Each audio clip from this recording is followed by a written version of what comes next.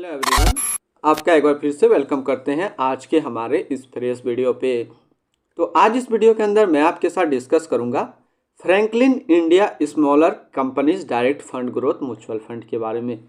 इसमें जो मैं आपसे डिस्कस करूंगा, तो सबसे पहले हम लोग इसका रिटर्न की बात करेंगे कि ये जो म्यूचुअल फंड है इसने पिछले 1 साल, 3 साल, 5 साल या फिर एनुअल रिटर्न क्या दिया है, आज के डेट में इसका एक एनएबी का प्राइस क्या है, ये कितने स्टार रेटिंग म्यूचुअल फंड है, इसमें मिनिमम एसआईपी अमाउंट आप क्या लगा सकते हैं और इसका फंड साइज क्या है।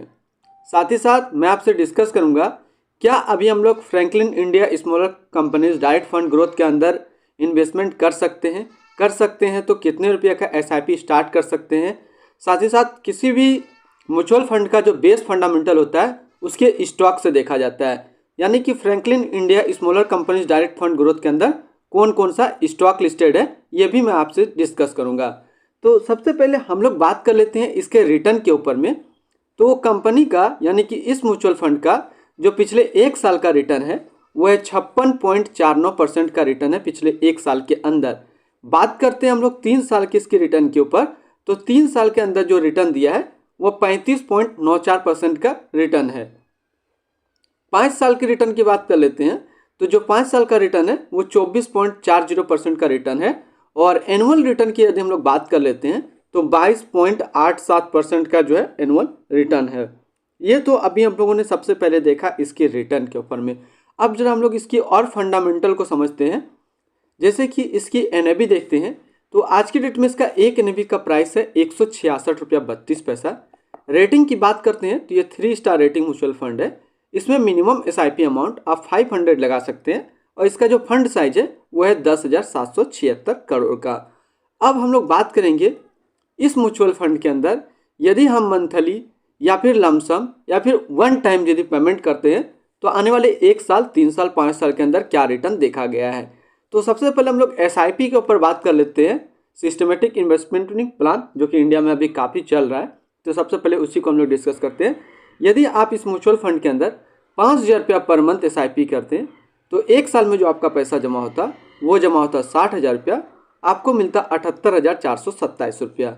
अब बात करते हैं इसके 3 साल के ऊपर में हम लोग, तो 3 साल में जो आपका पैसा जमा होता वो होता 1,80,000 रुपया, आपको मिलता 2,96,069 रुपया।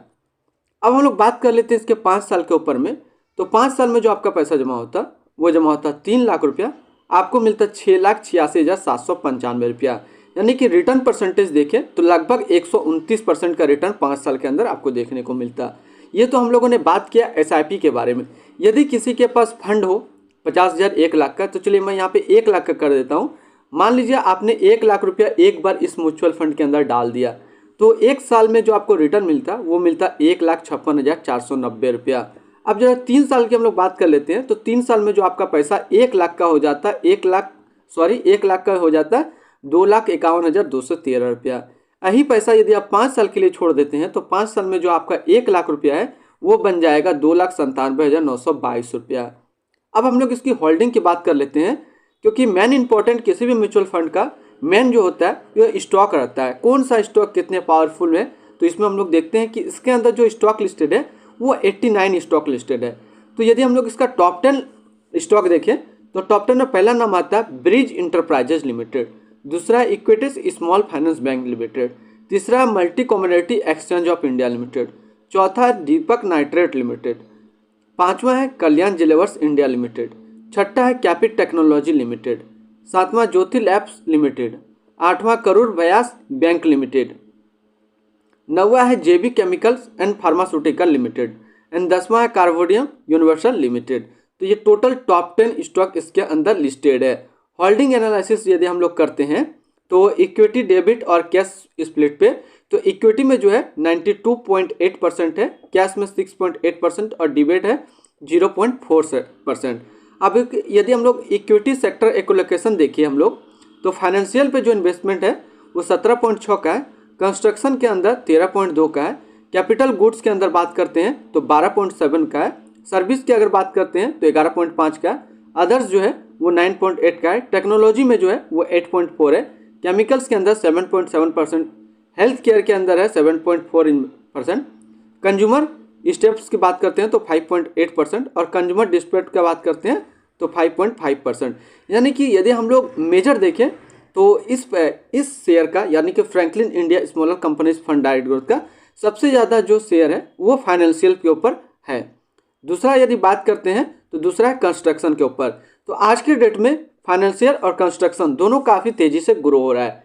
तो इसीलिए ये जो Franklin India smaller companies direct का ग्रोथ है उसका पिछला 1 साल का रिकॉर्ड देखे आए आपको 56% के आसपास रिटर्न देखने को मिला। अब हम लोग कुछ इसमें और बात कर लेते हैं, जैसे इसके रिटर्न एंड रैंकिंग के ऊपर बात कर लेते हैं। तो 1 साल का जो फंड रिटर्न है वो 56.4 का है, 3 साल में 35.9 का है, 5 साल में 24.4 का है और एनुअल 22.8 का है। वहीं पे कैटेगरी एवरेज पे बात कर लेते हैं तो 1 साल का जो रिटर्न इस कैटेगरी का जो एवरेज रिटर्न रहता है 1 साल का 45.8, 3 साल का 31.9, 5 साल का 25.1। अब यदि रिटर्न रैंक की कैटेगरी पे देखें तो ये म्यूचुअल फंड 1 साल के अंदर 6ठे नंबर पे रैंक करता है, 3 साल में 6ठे नंबर पे रैंक करता है और 5 साल में ये 14 नंबर पे रैंक करता है। अब हम लोग बात कर लेते हैं इसी के आसपास सिमिलर फंड्स के बारे में।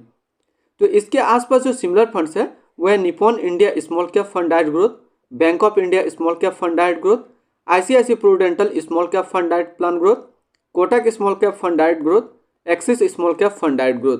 तो इसके आसपास इतने सारे इसके सिमिलर फंड्स है। हम लोग इसकी एक्सपेंसिव रेशियो और एग्जिट लोड की बात कर लेते हैं।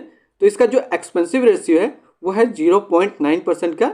एग्जिट लोड की बात कर लेते हैं, यदि आप 1 साल के अंदर अपना इन्वेस्टमेंट किया हुआ पैसा निकालते हैं तो 1% का एग्जिट लोड यहाँ पे देना होगा। स्टैम्प ड्यूटी की बात कर लेते हैं तो स्टैम्प ड्यूटी है 0.005%। तो आज इस वीडियो के अंदर मैंने आपके साथ डिस्कस किया Franklin India smaller companies direct fund growth के बारे में। तो फिर मिलते हैं हम लोग नेक्स्ट कोई इस तरीके का वीडियो की अच्छी जानकारी को लेकर के।